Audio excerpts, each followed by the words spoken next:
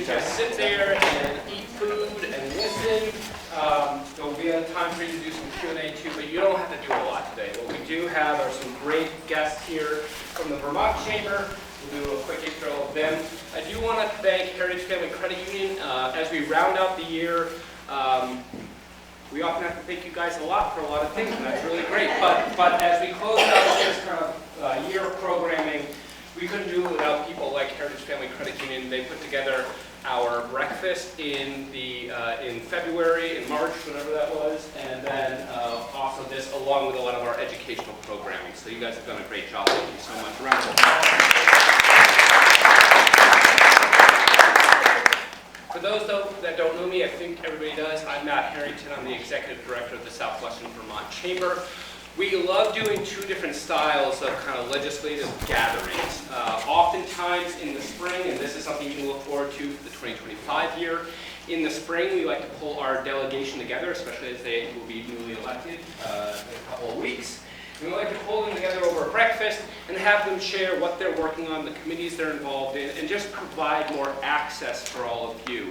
Oftentimes, and Shannon here with the president and Maru as vice president, we don't feel like it's our job to tell you what to think or what to do, but we do feel like it's our job to bring the voices to that table, and then you guys can make educated decisions about that. So we do that in the spring. Do we have a location that we're working on? The Dorset Inn. Dorset Inn, so it'll be up in Dorset next year. And then every fall, we're doing it now, we'll do it again next year, we love to have the Vermont Chamber, our partners at the Vermont Chamber down either in the South Shire or the North Shire. Many of you are subscribed to the Monday Matters newsletter. That is part of our partnership and effort with them to, again, just communicate the things that are going on. It will have a business nonprofit lens to it, so just be prepared for that. But otherwise, we want to give you the information, and then you guys can make your educated decisions. So what we also love is take it 3D, right? And by 3D, I mean having the Vermont Chamber down here to actually talk about what's been being discussed in the Monday Matters newsletters and what's actually happening up at the Capitol and what we should expect for the 2025 session. Kevin and Megan joined me this morning over at GNAT Studios, so we did an in-depth interview and just some other topic conversations. So I believe that'll be filming soon and recorded, so if you want to view that, you can. We also have GNAT here today, so we love our partnership with GNAT-TV, and they are filming this, so if you missed something or you want to go back and review it, they will be recording today as well. And without further ado, I am going to have the new president of the Vermont Chamber, Amy Spear. I'm a longtime friend of Amy. I think we've got into this gig together. I think you were, what was it? Killington, and I was Bennington Chamber at that point. So we got into this game together. Amy is the new president of the Chamber. If many of you remember Betsy retired. And Amy, I'll kick it off with you, and you guys can introduce your panel here. Great. Thank you, Matt. Probably, as you can hear, I'm on the other side of illness, so I guess I apologize in advance for my lack of voice. The team was joking. They're going to see what they can get away with saying today since I can't talk that much, so we'll see how it goes. But again, my name is Amy Spear. I'm the president of the Vermont Chamber of Commerce. I'm joined today by 3 other colleagues on the Chamber Enterprise team. Megan Sullivan, who is our VP of Government Affairs. Kevin Chu, who's the executive director of the Vermont Futures Project, the Chamber's Foundation, and Jeremy Little, who is our Policy and Outreach Associate. If you're wondering about what the Chamber does, we advance the Vermont economy through advocacy, community, and resources. So today you'll get a little bit of everything from our team. When we look at the foundation and the Chamber work, we think about it in 3 Ps. It's the planning, the policy, and the programming. So today you'll get a little bit of a sample of everything, but we'll kick it off first with Kevin from the Futures Project. And before we kick it off with Kevin, I also want to thank Matt for being such a great partner with us down here in southern Vermont. It's not very far from where I live in Rutland County, so I always have a good excuse to come down here. So again, thank you for being such a great partner and long-time colleague in the Chamber. And a quick shout out to the Manchester Community Library as well for hosting. Thank you very much for providing this wonderful space. So I will be setting the stage with a bit of data and just a quick summary of the work of the Futures Project and how it impacts the work of the Chamber. So Amy mentioned the 3 Ps, programming, policy, planning. The Futures Project is in the planning space. So we're looking long-term, we're looking at research and data that tells us not only how we got to where we are today, but if we don't like the way that the trends are going, where might we want to go in the future? So over the past year and a half, almost 2 years now, I've been traveling around the state to present that data, but also critically to listen to Vermonters and understand what are the challenges they're facing, what are their hopes, dreams, and ambitions for the future, and making sure that the long-term planning that we're doing is responding to those needs. No surprise, some of the things that bubble to the top: affordability, housing. There are difficult conversations happening all around the state around healthcare, education, and these are all interconnected pieces of the Vermont ecosystem. So when we look at root causes of why these challenges are bubbling to the surface, it brings us back to demographics. So the Futures Project framework for our upcoming economic action plan is people and places. Vermont's future depends on people and places. We don't have enough of them. We have an aging demographic. There are about 135,000 Vermonters between the ages of 50 to 64. And as we think about the next 10, 15 years, the workforce shortages that we're facing now are projected to continue to be a challenge. So they may even get worse unless we can attract more young talent to the state. So you also may have heard the Futures Project put out an ambitious goal, which is to grow Vermont's population to 802,000 people. The first reaction I get is, oh, you picked 802 just because of the area code. I will explain the math behind that target.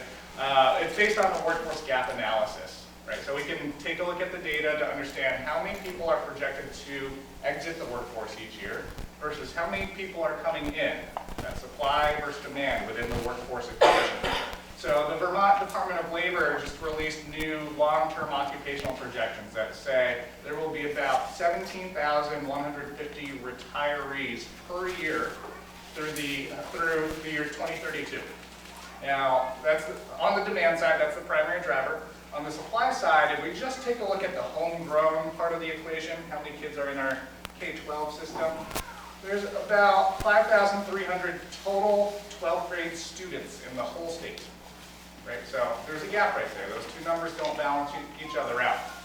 We also don't retain 100% of those kids, which means if we want to close that gap, we have to be able to attract more people here, retain the people that we can attract here to balance that equation long term.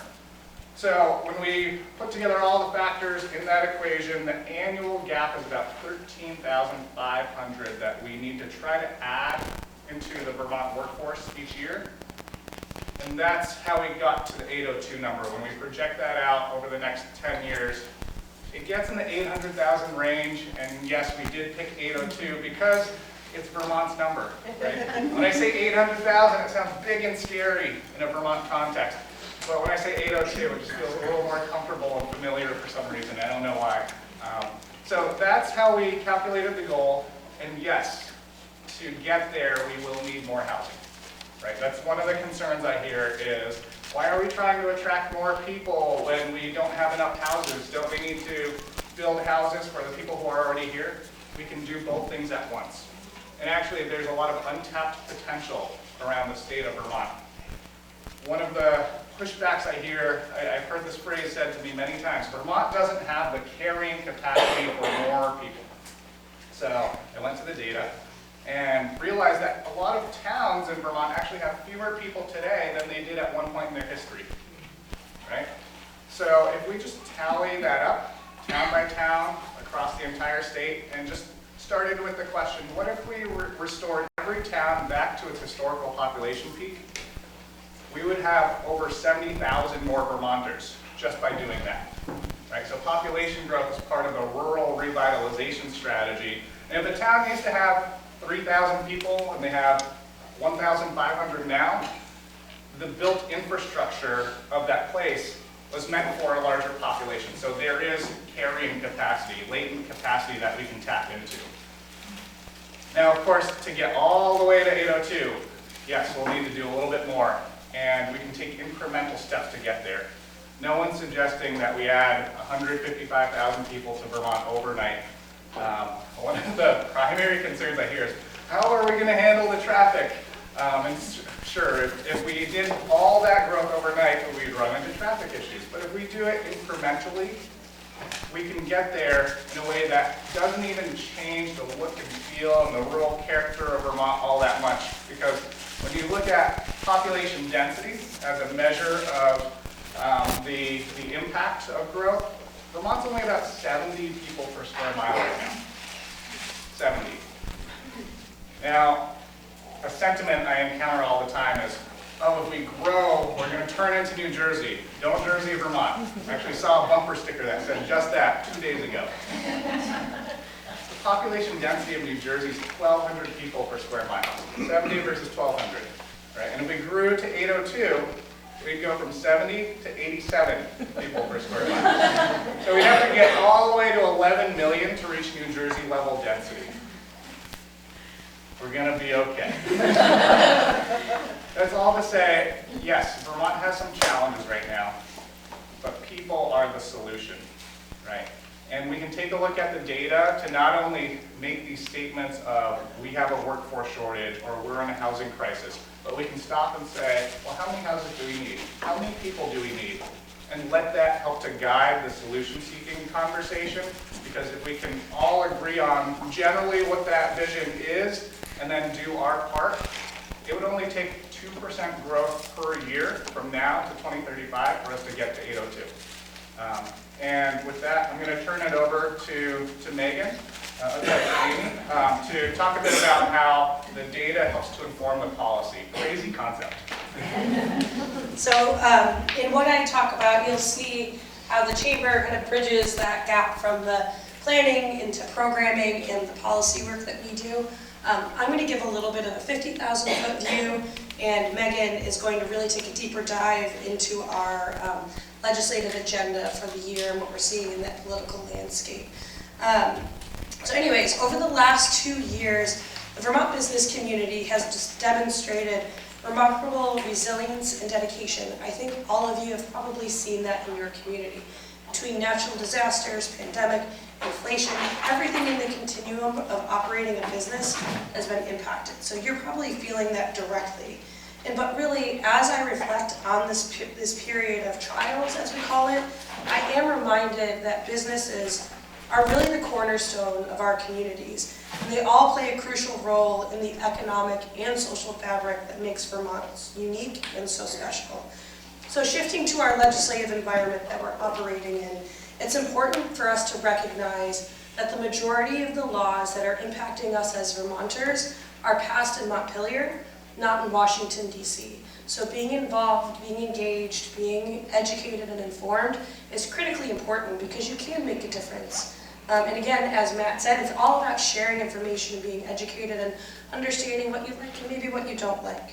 And really this reality of the impact in Montpelier on our lives in Vermont, it underscores the critical importance of the advocacy work that the Chamber team does every day in Montpelier.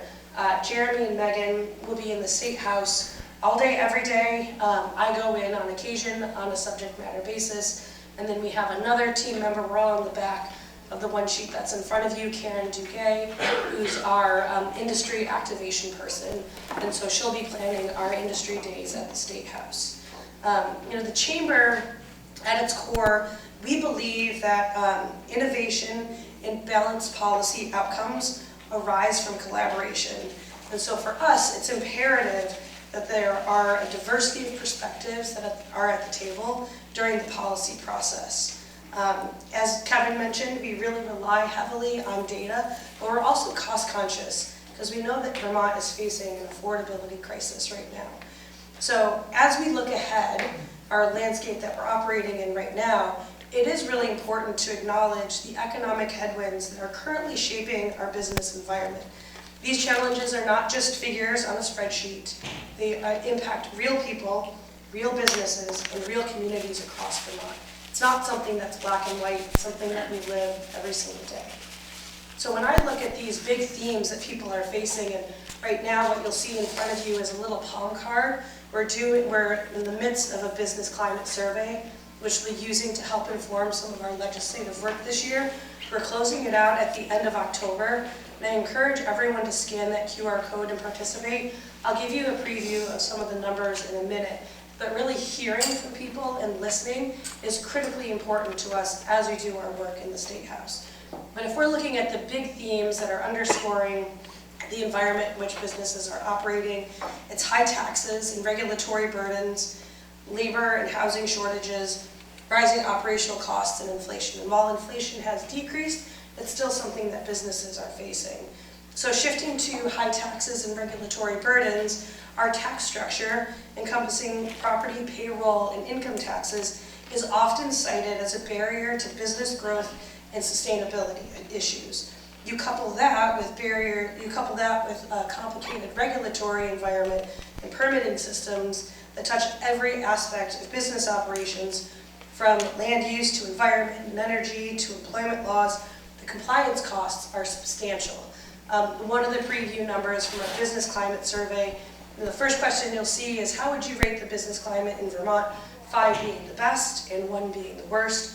Right now we're sitting at a 2.56 out of 5 for how people view the business climate in Vermont. So again, I'll take a little bit of a deeper dive into some preview results from our business climate survey. Some key takeaways: high taxes and regulatory burdens are major concerns. Businesses are reporting that it's a substantial barrier to growth. Complex regulations are increasing compliance costs and hindering expansion. And there's a strong call for tax reforms or simplification so that businesses don't feel like they're being attacked from every angle. I heard someone say the other day, death by 1,000 cuts. I don't know if anybody in this room is feeling those pressures of affordability, our tax issues, and then our regulatory burdens. I know I'm hearing that as I travel around the state. Looking at our labor shortage and housing crisis, how it affects workforce recruitment and retention, the scarcity of workers, the lack of affordable housing, it makes it difficult to attract and retain employees, and then the increased wage demands to compensate for the cost of living are squeezing profit margins for businesses. Looking again, as I mentioned earlier, rising operational costs and inflation, property tax increases are posing a significant financial strain for many businesses. I'm sure everyone in this room felt that strain when you opened your tax bills this year. Many are reporting that they expect this year's property tax increases to negatively impact their financial health as a business. And further increases in property taxes would hinder their ability to grow and expand their business, or even might cause some businesses to shut down. The other report that we're hearing from folks is a payroll tax for childcare has mixed reception and limited impact. This is something we're going to be closely watching the data as it comes out to understand what the policy impacts have been, because at the end of the day, what we're hearing from business is that the new payroll tax adds to operational costs with minimal observed improvements in childcare availability, dependability, and affordability. This is being exacerbated more in the rural settings and in the urban settings, but these are just things that we're hearing and that were answers in that business climate survey. I'm hoping this is resonating and maybe feels very familiar for what you're experiencing in your community as well. And again, healthcare costs are unsustainable for employers. I won't go into all the details of the rest of the business climate, but I wanted to put a couple of numbers to the narrative that we're talking about here today. When we're looking at the influence on investment decisions, 83% of businesses surveyed indicated that Vermont's current tax rates influence their decision to expand or invest in the state. 83%. A resounding 92% of respondents believe that the current tax structure is not conducive to business growth and investment. High taxes are restricting their ability to grow, impacting their competitiveness and long-term viability. And when we ask about the balance between tax increases and state investments, 96% of respondents do not feel that Vermont is effectively balancing tax increases with investments in areas like housing, infrastructure, and workforce development. So we're not seeing that matched outcome to the investment for the tax structure that we're living in right now. So many businesses in the survey expressed frustration with rising taxes that are not yielding those tangible benefits. So the Vermont Chamber's stance is very clear, and we've said this for a number of years. We believe that Vermont doesn't have a revenue problem, that it has a spending problem. Our focus is on advocating for policies that promote affordability and sustainable economic growth without overburdening businesses and individuals with higher taxes. So looking ahead, key challenges, opportunities, and initiatives, as we look on the legislative actions from the last biennium, we recognize that we're transitioning from a period of record high government spending, largely supported by one-time federal pandemic relief funding. And as these federal dollars are no longer available, we face the critical challenge of returning state spending to a sustainable level. Again, getting to that point where we can improve the business climate here in Vermont.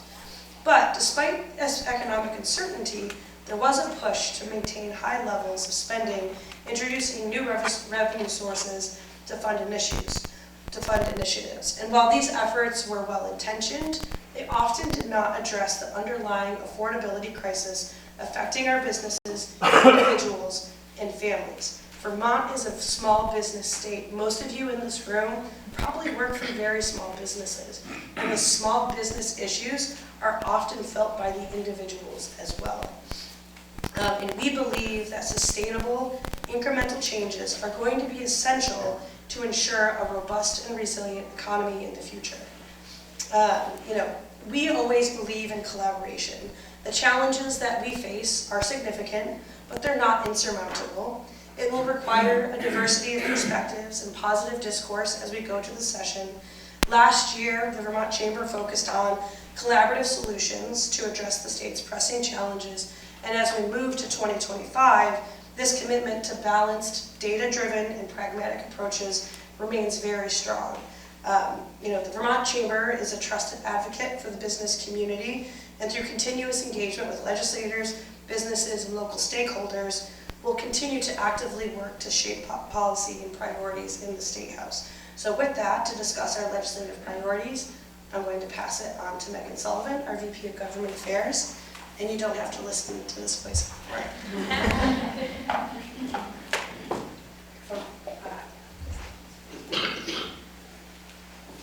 Good afternoon. I hope everyone enjoyed their lunch. I had the BLT, amazing. So there's still more back there. If folks are hungry, feel free to jump off at any point and grab something. Feel comfortable because this will be interactive. The way that we do our best work is by hearing directly from you on the ground of how things are going, what are the struggles, what's going really well that we can build on. We don't want to just be focused on here's what's wrong, let's focus on that. What's going well that we can say, this is working great. How do we build on that? How can we use the success here to influence what's going on in other areas? And for us and our team to be successful in that, we need to hear from you. I often say that the State House is like an echo chamber. We're all in there, whether it's legislators or lobbyists or advocates, and we all think we're brilliant, and we're all saying a lot of really brilliant things. You can watch it on YouTube. I can send you specific brilliant clips. And we think, everybody knows, oh, can you believe that just happened? Or, wow, can you believe that just happened? Depending on what happened. And we think, well, all Vermont is going to be talking about this. Except that the State House has these really thick concrete walls, and things don't actually make their way outside. So people will tell me in committee, if we do this, people are going to flock to Vermont. They're going to be really happy with us. You actually have to tell people once you leave the building that happens. And that's on whether it's legislators or on your business advocates. We have to do a good job of telling people what we're doing. And so that's why our team, we have 4 people who are actively involved in whether it's lobbying or trying to bring the voice of the chamber in, and I would add 5 with our membership director. But Jeremy and I, as Amy said, are there every day, all day. I think Seth can probably attest to some late nights that we were both there. And putting in the work to really try and elevate the voice of what's going on in the business community and what we can do to advance the Vermont economy. We also will have about 8 interns who are there in person 2 every day to make sure that not only are we understanding what's going on in each committee, because there could be something going on in a taxing committee, something going on in the Energy Environment Committee, something going on in the Commerce Committee, something going on in the committee that deals with employment law, in both chambers all at the same time. And so it's important for us that you have someone there paying attention. So we have interns, in addition to Jeremy and I, who are going into the committee, and they're sitting there with a Vermont Chamber of Commerce name tag, so that it's clear to the legislators who are working on a policy issue, even if they don't see my face, even if they don't see Jeremy's face, we're paying attention. And we want to be part of the dialogue. We want to be part of shaping that legislation. One thing that I think is important to talk about for our team working on your behalf in the State House is that the Vermont Chamber is not a bumper sticker organization. You have no idea how challenging it was to come up with these blue lines of our 3 pillars. It starts with me writing like 17 words. And then Amy saying, Megan, 17 words is too many for writing the pillars. Like, okay, we are personable nerds. We get into the mundane. These are really complex issues we're dealing with. And if someone is trying to sell you on a solution to them through a bumper sticker, that's a red flag, right? We need to be able to get into the nitty-gritty and really understand what's going on in an issue. And I think there were examples when we look at the last biennium where that nitty-gritty happened, and some examples where there was an attempt to advance the bumper sticker, right? And just having Seth here, I want to point out that the Act 250 bill last year, that was a nitty-gritty issue. That was everyone at the table all day talking about what are the challenges with Act 250? What are the challenges with housing that aren't Act 250 that are really getting scapegoated to Act 250 so we don't have to think about how to do those other hard things? How do we create a plan that involves public engagement to make sure that Vermonters have a real say in the future of land use jurisdiction over our land use permitting process? And how do we create immediate incentives to grow housing in smart growth areas today while we're doing that inclusive process? That's an example of the nitty-gritty. That's where there wasn't a clean bumper sticker. I'm sure we both would have loved the clean bumper sticker for that, but there wasn't. It was a lot of people doing a lot of hard work. Raising the corporate income tax. No testimony was taken. There was no data looked at. Who pays corporate income tax in Vermont? What could the impact of raising Vermont's corporate income tax to the highest in the nation have on our economy? But it looked good on a bumper sticker to say, tax the rich, tax businesses. That was a really challenging issue where the bumper sticker passed. Luckily, when that bill got to the Senate said, this is not good for Vermont, this is not good for our economy. There wasn't enough work done on this, and so that did not pass last year. One thing that we felt is important, as we've gone out and talked to members this off session about the bills that were passed and how the bills that were passed are likely to impact your business, things that you need to be ready for, what are the things you need to talk to your HR director, where you need to consult an employment lawyer for certain changes, or your accountant, opportunities to say, all right, we're fast-tracking housing in this area, and the state's developed a toolkit so that anybody can try and develop homes that fit into lots of different types of downtowns. How can you be part of the solution? What we've heard back is, okay, great, I want to know more about those issues. I want to know how they impact businesses, and I want to know how my legislator voted for them. whether it's for the upcoming election or if it's just to have that conversation of saying, hey, you know, I saw you voted this way on this. I just want you to know, like, I really appreciate your support for my business. Or, gosh, you know, this is what that could have meant for me if it had passed, or this is what we're looking at because of it passing. The engagement of our business community with our legislators is so crucial. And part of being successful in that is being informed. So what we say to folks when they tell us that is, you should go online and find their voting record. Who can tell me how to do that? How you find your legislator, how they voted on different bills? Contact them directly. Look it up. That is one potential way to do it. Yeah, And also look up the There's- progress of the bill. there's a website. So you go on to the legislative website and you say, all right, what was that number Megan said? I think it was 121. All right, I'm going to type in 121. Okay, there's 4 different bills with 121. Is it an H bill? Is it an S bill? Is it a CR? Okay, I guess I have to look at each of them because none of these names are ringing true. Okay, so now I've gotten, I think I'm in the right bill. How do I find the voting record on that bill? There's the votes on amendments. Is that what I want? There's the votes on whether it passed the House, votes on the Senate, veto votes. Never mind, doesn't really matter. Moving on. It can be really hard to find that out. Now, your team at the Vermont Chamber, as well as being personal nerds, we're sort of like fantasy football experts when it comes to Vermont politics.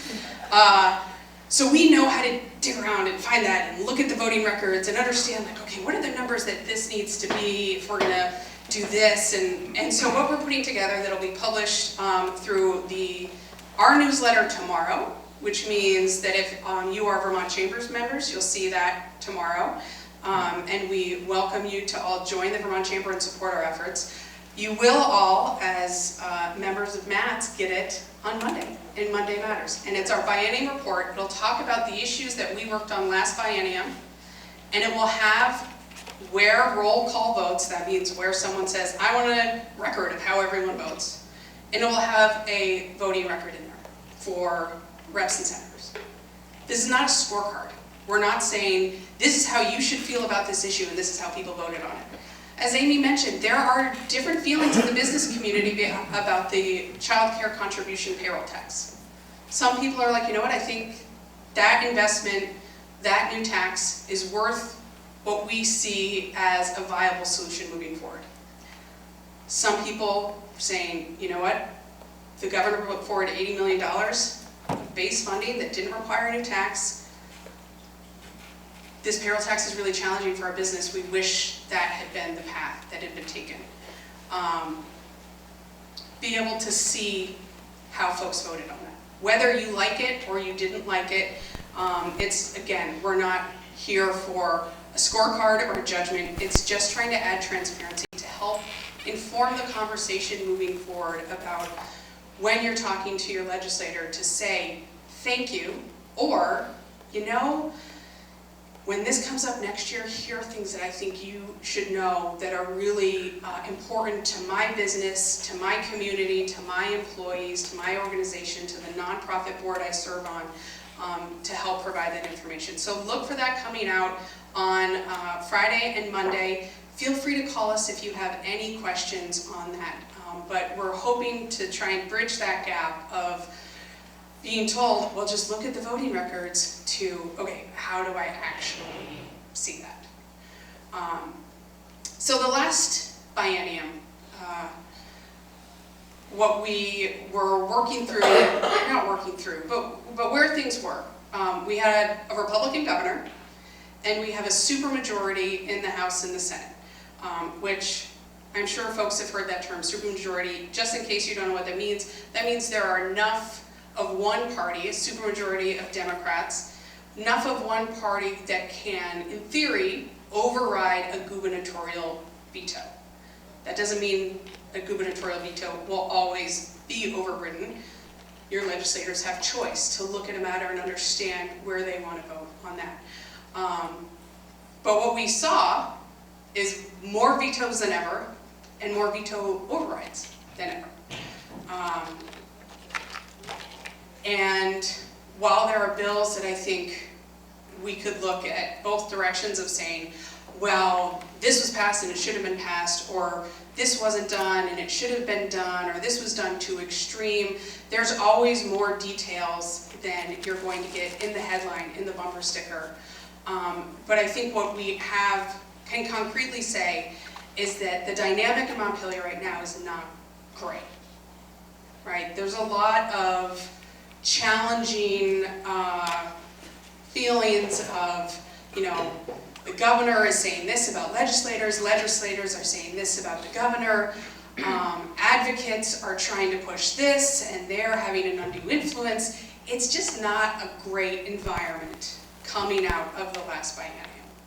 But I think we can point to areas where there is really good work being done. And again, say, how do we build on that good work and not just focus on the negative?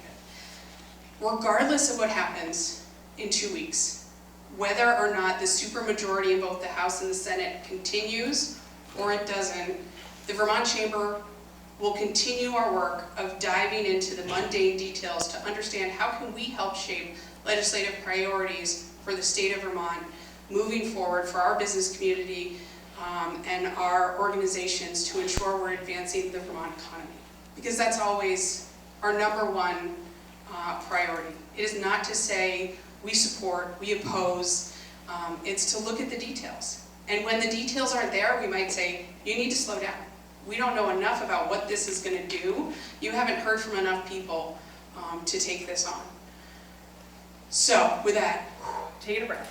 Any thoughts on all of that? If anyone's like, you know what, you guys need to go in there and say, heck no, a lot more. I'm willing to take that feedback. It's a friendly room, don't mind the cameras. I'm sure they can do the, pixelated face if you have something you want to say that's you don't want on camera. All right, we're all good. Okay, so strategy so far is moving forward. All right, I like it. So, moving into 2025. Now, we're here before the election. So that's why I thought it was important to say, regardless of what happens, our strategy remains the same in terms of we need to dive into the details. We're not just going to say like, oh, well, there's a supermajority, so that means this, or there isn't a supermajority, that means this. It's always going to be about how do we move Vermont forward. So we're looking at sort of our 3 pillars going into the 25 session that we're looking at working on for the Vermont business community. That said, we're still a ways out. And part of the benefit of doing this, roadshow, going into communities, is to find out, are there things we are just flatly, completely missing? Like, gosh, Megan, you did not mention this, and this is a huge challenge. And I think last year, that was part of the conversation we brought was, when we're in Burlington, there's a lot about retail theft. Tell me about the Bennington community and retail theft. And we really heard from this group what a challenge retail theft is for the Bennington County community as well. And that helped us engage on a statewide level when we're in the State House to say, like, it's not just Chittenden County. This is a problem across Vermont, and that's the lens that we can bring. But I can only bring that lens if you're willing to sort of tell me, like, yeah, you're on the right track, or like, can you bump this up in the priorities? So, affordability is obviously on everyone's minds right now. There's a lot in the press about, it's not even just in the press, it's in your mailbox when you're getting your tax bills. There's a lot, right, that's challenging right now on affordability. When you see year after year double-digit healthcare costs increase. When you are a business and you're trying to factor in, where is this new payroll tax going to come from? My margins are already thin. Can I raise prices again? Am I not going to do a bonus this year? Do I split this cost between my employee and I? And when you get a property tax bill that is double-digit increase. These are all in-your-face challenges that we're facing. What we really think is critical is looking at what are some of the root causes of these issues. And it's going to be hard, right? I read a quote from a politician in Vermont who said, if it was easy, we would have done it already. Like, well, yeah, so you also need to do the hard things though. Like, that's why you're there. And we're going to try and support you as best we can, but we can't just focus on low-hanging fruit, because while we're not focusing on the other things, a lot of problems are growing and being ignored. So we're looking at how do we address affordability through critical reforms. And that doesn't mean a shell game of, well, instead of putting this in the ed fund, we'll put it in the general fund, and then we can raise that corporate tax that we wanted to raise, and then people will be happy because property taxes went down. Shifting who pays the cost is not addressing the problems, and will continue to catch up with us that we haven't fixed what's going on. So whether that is education, healthcare, housing, our fiscal policy, and understanding what's causing the challenges is going to be important. And we're going to be there for that. We're not going to just say, you guys need to fix the problem and walk away. We're going to be there for those hard conversations. When we look at education, there have been multiple reports that have come out in the last 2 years. One by the Legislative Joint Fiscal Office. These are the people that, sort of the economic brains that the legislature pays to say, tell us what the impact of this. They put out here are 4 cost containment levers you could be looking at. And there was another report that was put out last month that also talked about, here are some cost containment issues. These are not popular or easy. But if we're going to address this, we have to start looking at it now. There's another commission that's been funded that'll come back with cost containment ideas at the end of 2025. That's not good enough. We have the ideas. They're in reports that we have. We need to start looking at it now. We can't get another December 1st letter that says property taxes are going up double digits and say, well, you know, we're going to be looking at it for the next 18 months, so we'll tackle it eventually. It's going to be hard, but we need to have those conversations. Same with healthcare. We know that our healthcare facilities in our communities are not just important for their providing of healthcare, they are incredible economic drivers. We need to be having inclusive conversations with our healthcare providers, as well as looking at the health insurance markets to understand how do we fix what's going on. A 22% increase in premiums for businesses means, what's that? Doesn't cut it. Doesn't cut it. And that's going to employees as well. Businesses don't have the ability to just swallow costs year after year like this. So what are we going to do? We have to have those hard conversations. And those conversations aren't just going to happen in the Education Committee or in the Healthcare Committee. They need to happen in the Commerce Committee, who's looking at workforce development, because we don't have enough nurses or staff working in our hospitals to support them. We need to make sure our training facility, our training opportunities are not only there and being paid for, but are full and have a great pipeline of people who are coming in, right? We've got to do more to add more taxpayers, not just more taxes. So these are hard conversations. Same with housing. We can give our affordable housing partners hundreds of millions of dollars. And those nonprofit housing developers are doing incredible work and they need to be funded.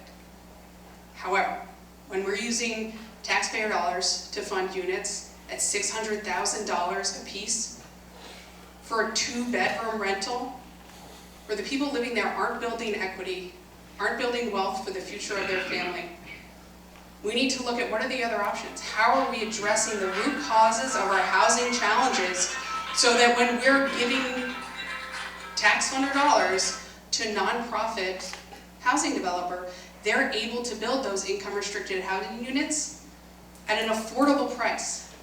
And then we're also investing in programs that are building units at $30,000 to $40,000 a unit, like VHIP and MHIP and a whole other list of alphabet soup programs. Trust me, they're out there, they're doing good work, and they're doing it at a pretty low cost. We need quantity in housing. Where can we get the biggest return on dollar while also not leaving behind our vulnerable citizens? These are hard questions, but the reform is necessary. What can we do to incentivize more people to come to Vermont who want to work in the trades, who can help us meet our housing demands? How do we continue to build on the work that was done on the Act 250 modernization bill last year? That's part, not as well a part that's spoken about as much, but part of our Global Warming Solutions Act that says we need to build more in a denser area. Okay, well, we've got the Global Warming Solutions Act telling us to do that. Let's prioritize it. How do we get out of the way and get that done? When we can increase affordability for Vermont through critical reforms, it's not a shell game of who else gets to pay these taxes. We're not building on a class warfare system of, well, let's blame this group or this group or this group, without actually looking at, you know what, blaming that group, raising taxes on this group, doesn't actually impact the affordability for middle income earners in Vermont. Easy breezy. Any thoughts there? Yes. Yeah, I have a few thoughts. Echoing what you're saying, housing is the most crucial thing I think we need in the state.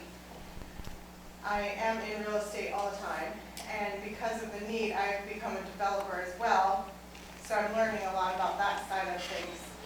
So one thing I would like to just kind of throw out, because I think that legislators might be a little smarter than me in this area, is when you look at the programs like VHIP, what they did, for those of you who don't know what that is, it's an opportunity for landlords and private people to get grant funding to help fix up a rundown property, to help it become livable.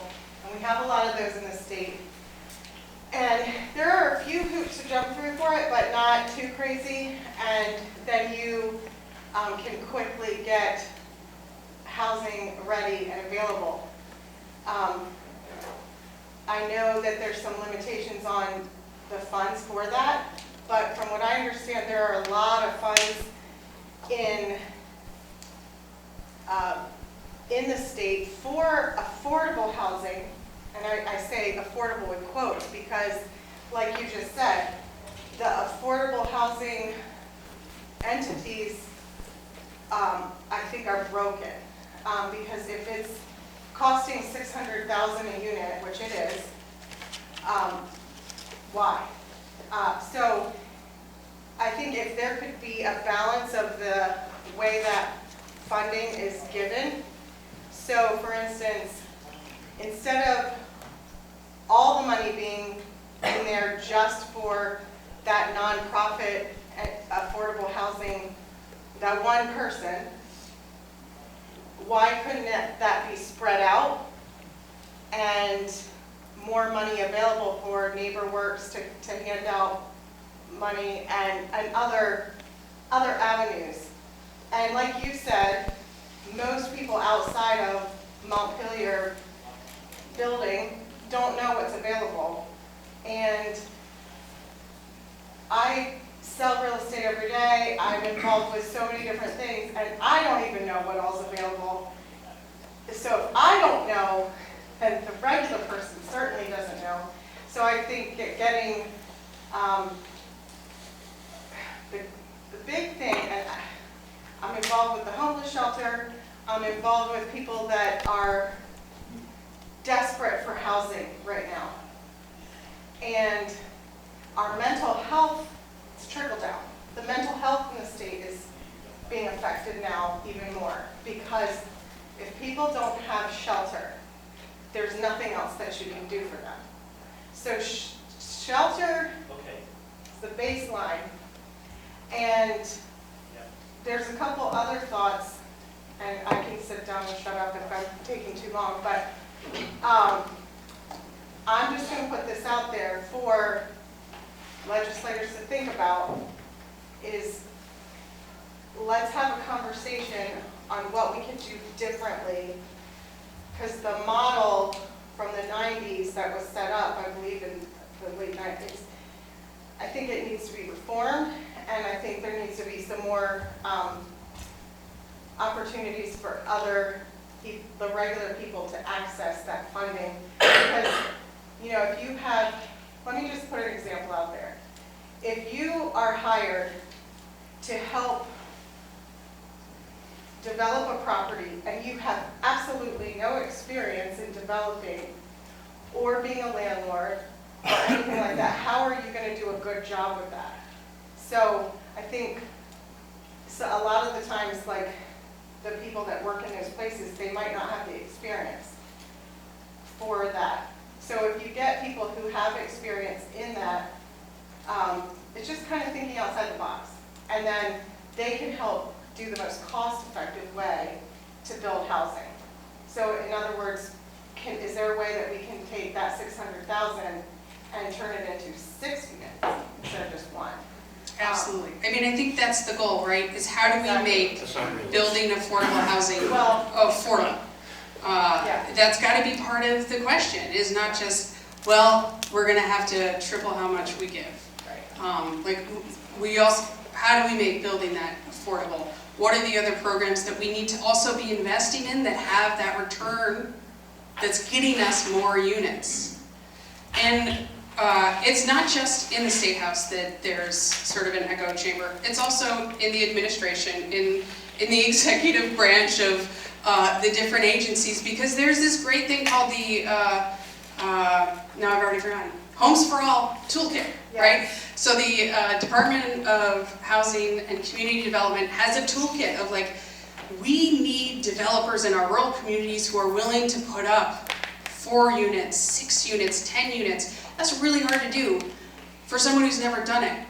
Let's create a roadmap. They created that roadmap.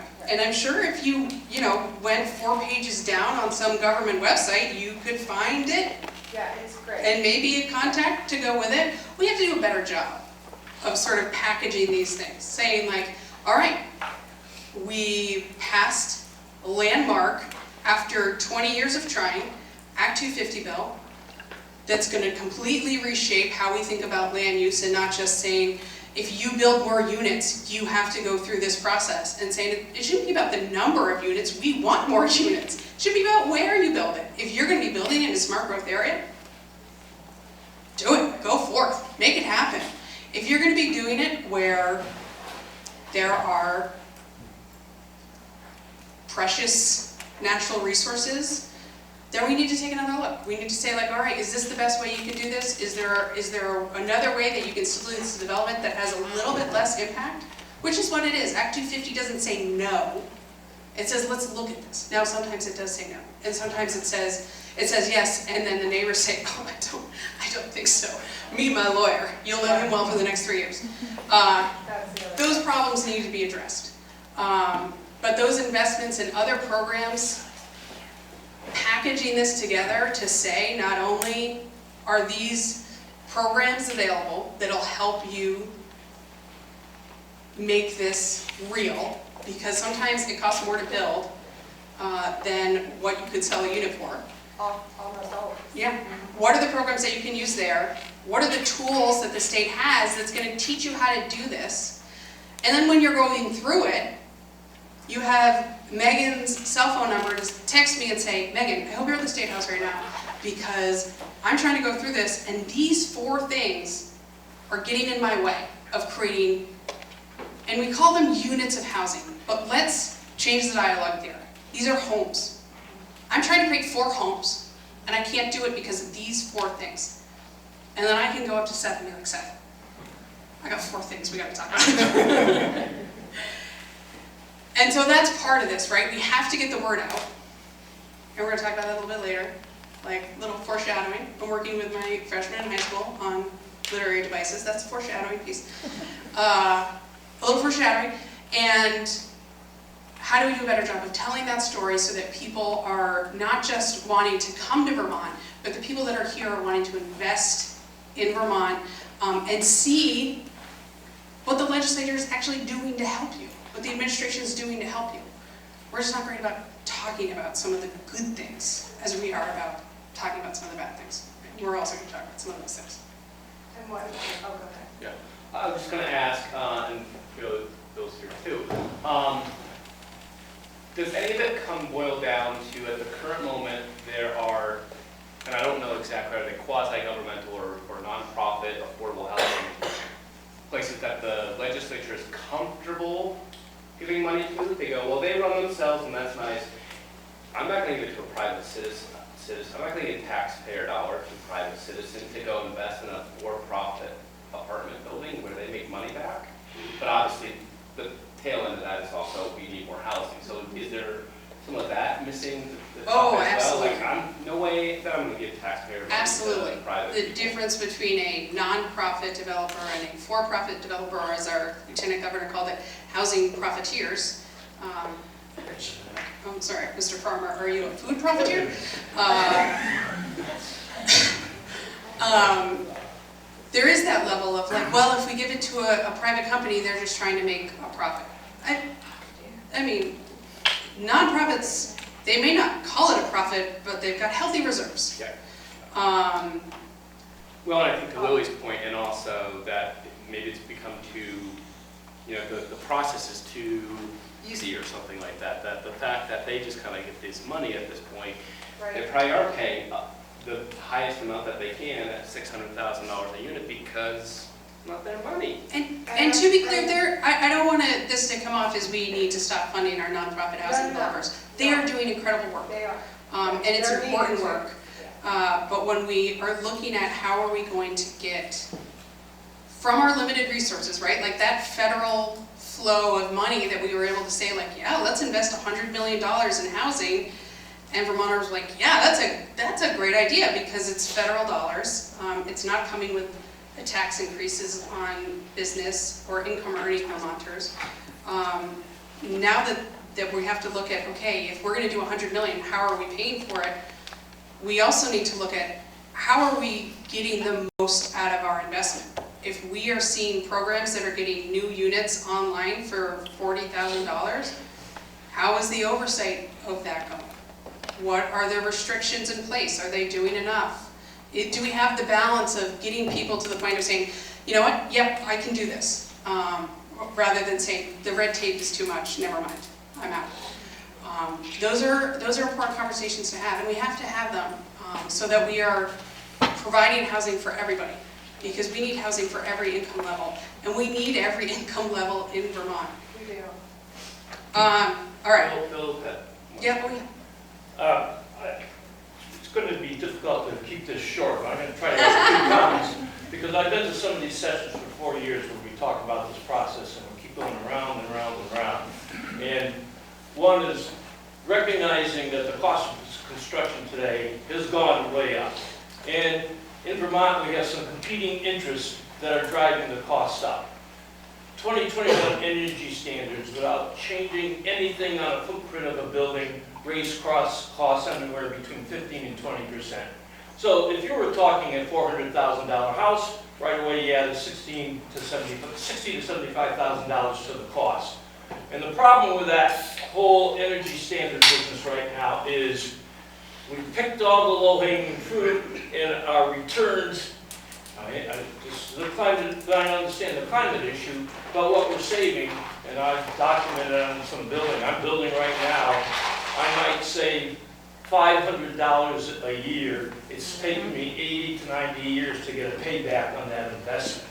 So we got to, and they want to increase energy standards again this year, and they're jockeying around and now created a 180-page manual that builders have to go through to try to figure where we are today. So we've got to put an end to that to start with and get a balance on what we're doing. So that's one issue. Act 250, yeah, we talked about reforms, we made progress. I converted a septic field to hooking up to the town line, and I'm waiting for a month just to get my adjustment on my permit. People, we've got to put accountability to some of these organizations, and you do it or you lose it. I mean, getting responses on simple things from some of the organizations in state government is, it's depressing. And it's debilitating to moving forward, okay? Yeah, and those timelines have been talked about, is, do we put timelines on these processes? You have to get back to someone in this amount of time, or it's clear. And some of that has passed, some of that needs more conversations, obviously. When we're talking about municipal level permitting, there's issues around capacity and the number of people. And that, happens at the state too. I don't know how many, there's like 10% vacancy rate at state government right now. There's a lot of job openings. Now I implore you all to stay in the private sector, please. But there's a lot of that challenge. But that said, I was talking to a housing developer yesterday who said, every time I get something, like the day before my Act 250 hearing, at the 5 months and 30-day mark, I get something from the state's archaeologist office of like, here's your report. They have 6 months, and every time it's the last day, and it's like, this is not helpful. So, continuing to identify where the holdups are. That's why this isn't just a legislative process. It's also, we need to be making sure that we don't just point at our legislators and say, you have to fix this. We also need to be pointing at our government agencies and say, there's some pretty advanced technology out there right now that can really help with efficiency. How are you using it? You need to be serving people better. And talking to your legislators about, I need your help to get them to serve us better. And doing that in a collaborative way. I think we're at the point where they have to legislate, do it better or else. Yeah. Well, and some of that was in the Act 250 bill last year of, there is going to be a professional board, and that board is going to be holding district coordinators and commissions accountable. And I did have one other suggestion here in terms of supporting housing. We've always been focused on rental housing and subsidized rental housing. I think we ought to change our thinking and be willing to support first-time Vermont resident home buyers with grants.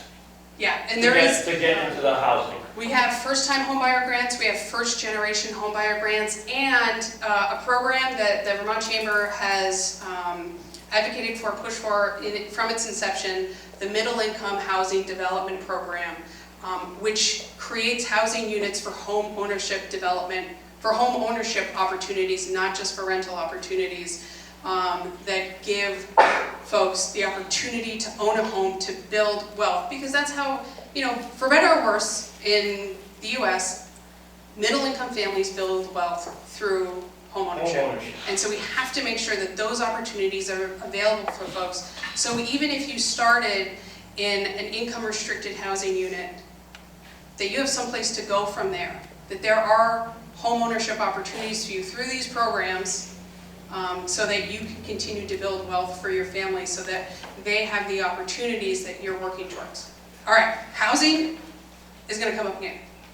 But I'm going to move on to our next pillar, so Matt doesn't start giving me like the, okay. All right. I will say, on the density piece, I know I just said I was moving on to this. Global Warming Solutions Act, one of the pillars was about building density. So you can create incredibly high residential energy standards for a house that is built 10 miles from town. That's someone that has to drive their car to go to work and drive their car to go to their child care center and do all these things and say, well, we're going to make sure you can only drive an EV car. Like, well, okay, where am I charging this EV car? Oh, and my power just went out in my house in the middle of the woods for 5 days. What do I do about that? Part of what we need to focus on more in that Global Warming Solutions Act isn't just how do we make it more expensive to build housing at these higher standards.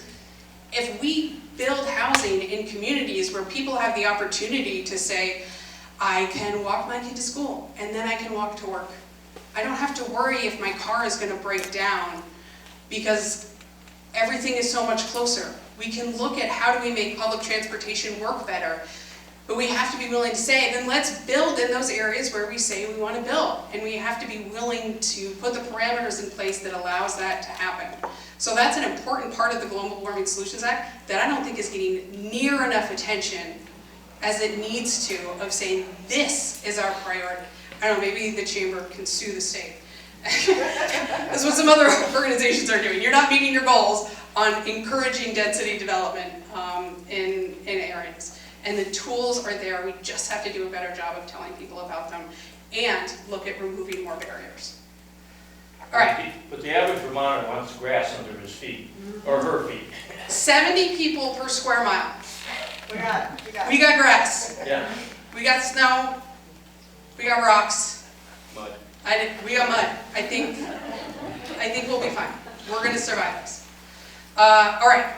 Incremental progress towards aspirational goals. I'm going to go back to energy environment here, so we're pulling that back in. So we have some pretty lofty goals, and I would say important goals in the state that helps make Vermont stand out as a place where people want to be. Like, we want to reduce our reliance on fossil fuels. We want to be leaders in green energy. We want to make childcare affordable, available, and dependable for any Vermonters that use it. And I think sort of the hidden crisis that is not being talked about because it's just honestly not as well funded is the senior care we're going to need soon, with 17,000 people retiring every year, 5,000 seniors graduating. There's something coming that we're not at all prepared for, and how do we take care of seniors in Vermont that are leaving the workforce, but we still want to be keeping them as vital parts of our community. How do we address our need to, with these advancements in technology, how do we protect individuals? How do you protect your kids online? How do we protect our data? How do we give consumers the right to say how their data is used in a way that doesn't stifle our businesses' ability to compete or open them up to incredibly costly regulation and lawsuits? We can make incremental progress without saying, well, our goal is this big, let's achieve it tomorrow. When you do that, you inevitably make mistakes, you inevitably leave people behind, and people get hurt. So we're going to be looking at those issues that I just talked about, data privacy, early childhood education, energy environment, and saying we want to be at the table to talk about incremental progress. We also want to look at the data. As Kevin was talking about the data on, or maybe it was Amy, on early childhood education. We're investing a lot of money. How's it going? What are the independent sources? The Boston Fed just came out with some numbers. What are they saying about how it's going? Not the bumper sticker. What are the actual data points? Our investment, is it working? Do we need to change it? We've heard from childcare providers who said, the regulation has gotten so out of control, I'm shutting down. I can't afford to hire somebody just to fill out this paperwork. That's a problem. What are we doing to address those challenges? How do we make incremental progress towards our aspirational goals that doesn't mean double down on increasing taxes? With data privacy, there was a path forward last year. And I know folks hear data privacy and they think, well, that's important, we support that. We support that. We supported a bill that was passed out of the Senate that would have provided Vermont consumers with landmark data privacy rights, while also taking out pieces that there were national special interest groups that were pushing that would have added the first private right of action in the nation, comprehensive, to businesses who operate in a digital marketplace. What does that mean? I'm about to explain it. I know, this one is so complicated. And I will say, on Monday, at 1 o'clock, we're going to be hosting a webinar on data privacy with 3 Vermonters and 1 academic from DC to talk about this issue. One of them is Bennington County's own Vermont Country Store, Jim Hall, CEO, who knows more about this issue than I think anyone I've ever talked to say, like, what's the balanced approach forward, where I can still use Google Ads to do targeted marketing, Target doesn't need to do targeted marketing. They can market to everybody because they sell everything, and financially they're doing pretty well. Companies like the Vermont Country Store, like our restaurants, like our lodging properties, need to be more specific in how they do their advertising. Advertising to everybody costs a lot of money, and it's not a good return on investment. And we can do that in a way that allows customers to have choice. The private right of action would say to plaintiffs' attorneys, and we've seen this in things like patent trolls, in ADA trolls, I don't know who thought of that, but when these private right of action, like attorneys that glom on with automated messages, we call them trolls. I'm a fan of whoever came up with that marketing. We're trying to avoid data trolls, where the Vermont Country Store gets a letter that says, Vermont's data privacy law says that you can't do targeted advertising, and we think you did. And so you can pay us $10,000, or you can get ready for 6 months of really fun discovery and go to court. And they target businesses and nonprofits who likely will rather pay that $10,000 than go for $100,000 in court and legal fees. 18 states have passed data privacy laws to protect their residents and give their residents choice. No one else has a comprehensive private right of action. That's being pushed by groups who are funded by plaintiffs' attorneys for a reason. We are encouraging the state to empower the Attorney General, as is the duty of that office, to go after the egregious cases and to help our businesses get it right rather than trying to catch them getting it wrong. So this is one of those things where we can have important protections, and we could have had them last year. We can have them again this year. We don't need to create the most extreme law in the nation. It's great for headlines for a few, but it doesn't help our Vermonters. So on data privacy, the Vermont Chamber last year was a strong voice, and we're going to continue to be a strong voice. And it's not because we don't support data privacy. We do, and we did. But we need a path forward that's balanced. So the webinar we're having on Monday is free. I encourage anyone who does any type of digital marketing, who relies on those types of resources to listen. We need more Vermonters engaged on this issue to help balance the voices that are coming in when we have lots of out-of-state experts saying this is why you should have the most extreme bill. New Hampshire, Connecticut, Rhode Island have all passed very similar legislation. If Vermont follows that path, our businesses will be able to comply because likely they're already doing it for the residents of those other states.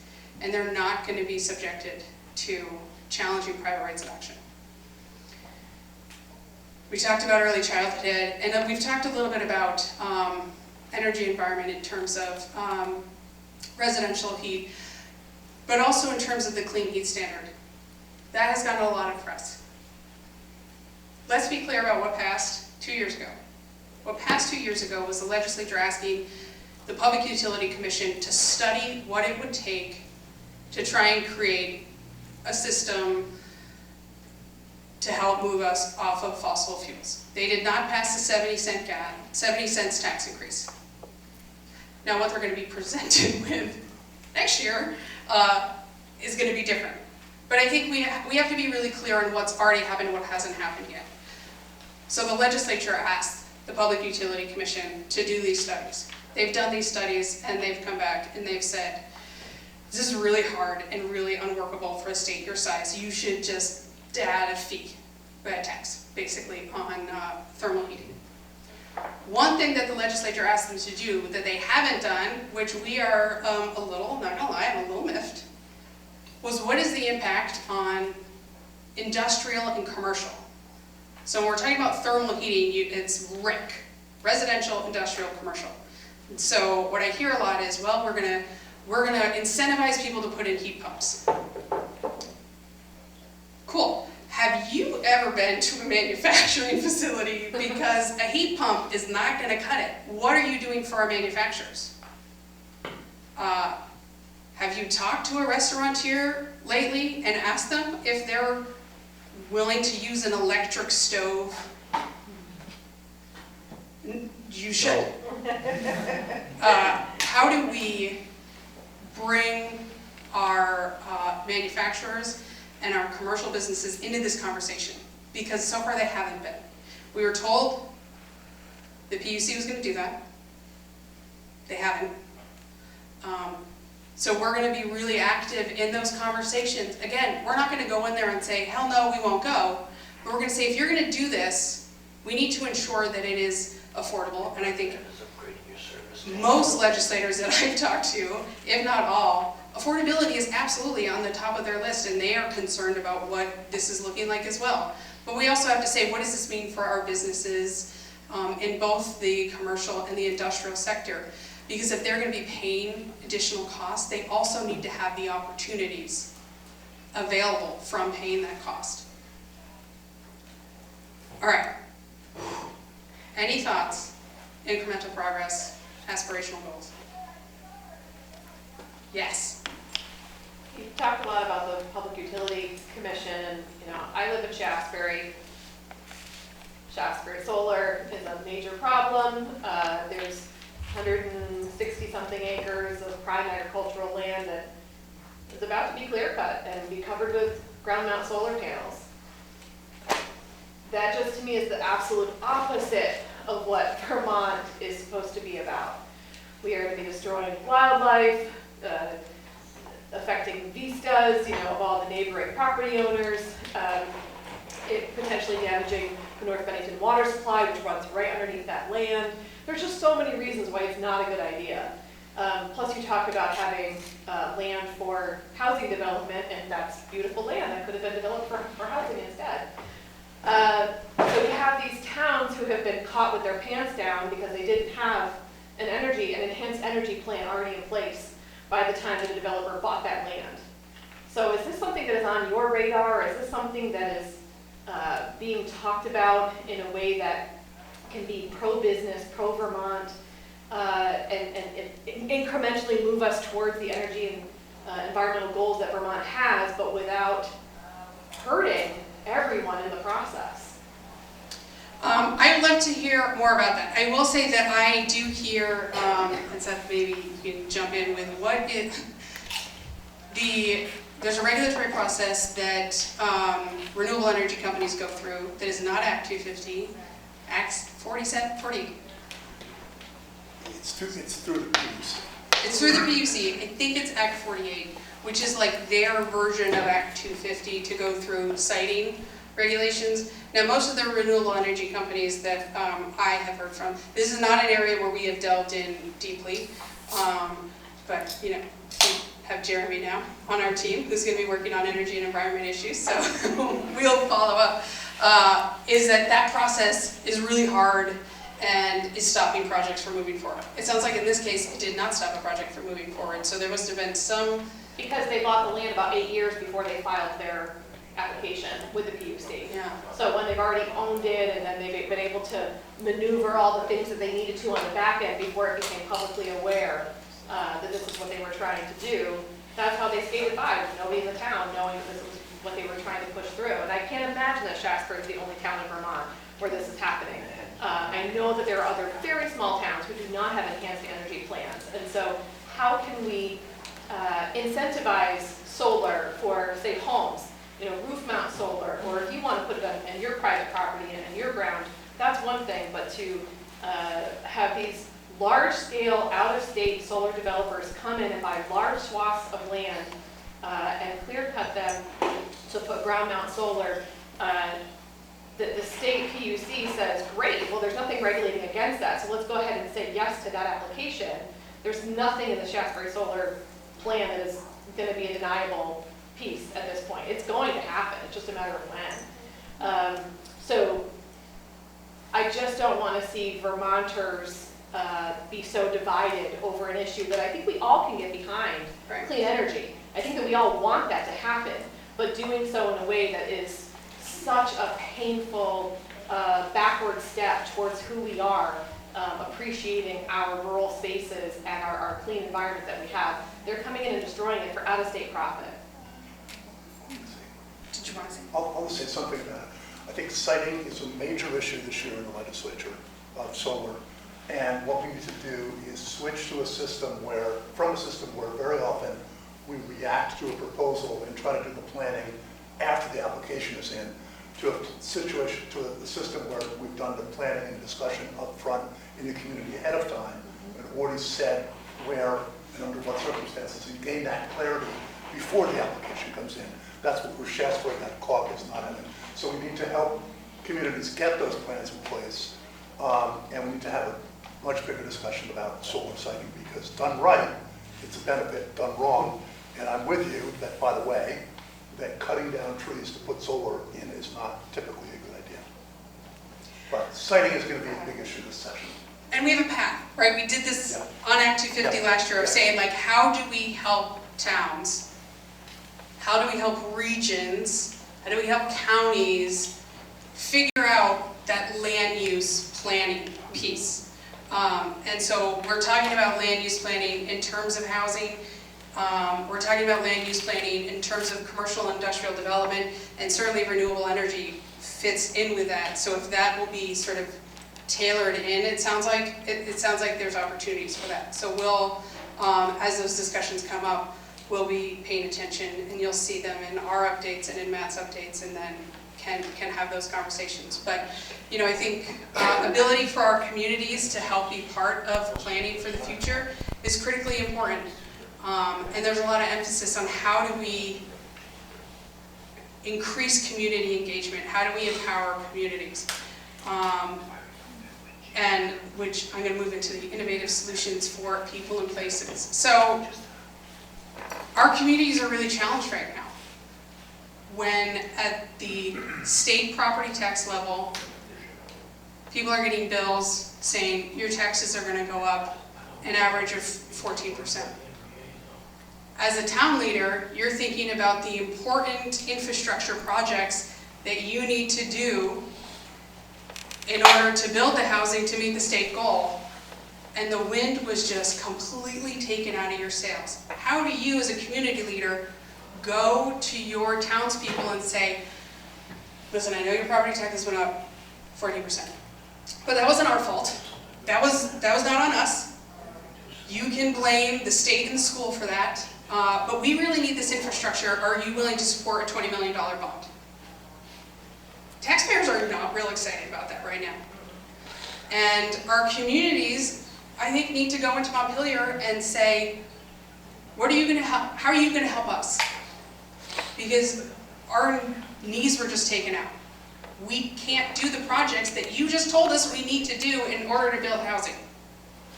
And if we tell the developer, yeah, I see that you want to do housing here, but you know, that wastewater system, that water line, that road, those bridges, those are on you. We're certainly not making progress for housing to be made more affordable for people, because if a developer has to pay for that, that cost is going into every unit of housing. So we need to look at how, as a state, while we address cost containment on education, we are also supporting our communities to do the land use planning that they need to do, and then move those plans forward with the infrastructure that they need to support housing. Doing that critical community and economic development to say, you know, we're being told that you know, our greenhouse gas emissions are too high. Well, we can't afford to put in bike lanes and sidewalks and lighting. How is the state going to help me with this? And also, how is the federal government? We have a powerful federal delegation. I think on some of these issues, we've let them off the hook, right? Some issues that no other nation addresses at a state-by-state or whatever the version of a state-by-state level, that are being done at the federal level. Things like data privacy, which in Europe was done at a continental level. States are now saying, well, we're going to have to do it. We also need to hold the federal government accountable to do the things that they need to do, and not just say like, well, that's dysfunctional. I worked for Congressman Welch for 7 years. I said a lot of Congress is dysfunctional. We can still say Congress is dysfunctional, and you need to be held to account. So being engaged in your local business organization, in your state organization, and having a voice at the federal level is important. So on places, on the housing piece, we need to be doing strategic investments. We also need to be supporting our communities and how to create the infrastructure that they need to support what we're going to be asking them to do. And on the people level, we supported funding 2 years ago. We've supported relocation opportunities since they started, whether it's the get $10,000 to move to Vermont to work here, to work remotely here, or the GROW grants to say, let's put money into community organizations who can welcome people, who can do that marketing. We also know that as we have these aspirational goals that I'm being told, well, that's going to get people to move here, that we don't tell anybody about. We have an opportunity to develop a toolkit for our communities to use, for our businesses to use, to show why Vermont is a great place to live and work, where we can highlight our aspirational goals and our job opportunities. We have a lot of this branding toolkit type media available. We're already paying for it, right? We've paid for it for the purposes of tourism. Let's use some of that toolkit and invest in some minds who can say, how do we best package this to say, hey, if you are graduating with a master electrician license down here, you know how many electricians in Vermont are ready to retire and have a business with clients? Oh, and we're investing in housing, and we have incredible fishing, and we have incredible snowmobile trails. Or, you know, we have the Global Warming Solutions Act. This state is committed to our climate future. And we have businesses that are on the cutting edge of the green economy, Beta Technologies. Like, you can come here, live your values, and work your values. There are ways that we can do such a better job of packaging our aspirational goals to recruit people here. And not just do it at a state level, but get that toolkit out to your businesses, out to Matt's organization, to say, this is available for you to use for your recruitment purposes, so that it's an all hands on deck situation to deal with our demographic challenges. The more people we have engaged in this, the better. So we're going to be pushing this year to look at doing a relocation branding toolkit. We've seen other states like Nebraska and New Hampshire start this, and I think it's critically important for Vermont. All right, that gets us through our 3 pillars. Am I missing anything huge? Is there like egg on my face as I leave here about like, I cannot believe Megan did not talk about this. All right, if you think of anything, my information is out there. Email me, give me a call, invite me down, it's beautiful. I'm happy to come anytime. We are your voice of Montpelier. We want to be the best we can at that, and the way we do that is by being informed. So talk to Matt, talk to us. Thank you for this opportunity to come today. We'll be hanging out for a little bit, so if there are things you want to talk about, feel free to grab any of us. Especially if you have bad things to say about me, talk to Amy because she can't say anything back right now. Yeah. Let me just say something. As somebody who sees and works with Megan virtually every day in the State House, I really appreciate today, because it's typical if we have been acknowledging the complexity of the issues, and that it's not black and white. Megan and I are actually, as it turns out, both pretty strong-willed, and we sometimes have not agreed, but Megan and I sit in the cafeteria at the State House, and usually manage to get to the place where we end up with something like we did with the Active 50 bill this year, that really sets the stage for building a lot more housing in Vermont, removes some regulation, but does it in a way that as somebody who's concerned about the environment, actually, I think, helps the environment, at the same time it helps build housing. And I just want to say how really important it is for us all to keep that mindset of the complexity of the issues, but also driving toward what we really need to get done. But I think the way that the Chamber, this is what I want you to hear, the way the Chamber has approached this has made the Chamber a respected partner in the discussion. And that's a really important thing, because you can lose that with the wrong, wrong attitude and the wrong approach. You can lose that feeling on the part of legislation you're a trusted partner, where you can really sit and talk to them. Megan and I think literally, well, we talk almost every day in the State House. Usually we manage to, and we ended up at a place that I think is really good from both of our perspectives at the end of this activity. Just wanted to compliment you for your work. Thank you very much. Yeah. It's, the State House is a small place, and those relationships are important. And I think knowing that everyone who's there wants to do the best they can for Vermonters is where you have to come from every conversation. So even as a business person, as a citizen, I highly encourage you to engage with your lawmakers and to remember before you engage with them, they are doing their best to make Vermont a better place. And your information can help them in that. Anger is not always the best way to lead, even though there are things to be angry about. Understand how they've approached the issues and help inform them and educate them on what some of those issues may be for you, so that moving forward they can have that understanding. So thank you all. Feel free to reach out and look for that biennial report on Friday or Monday. Okay. Great. Round of applause.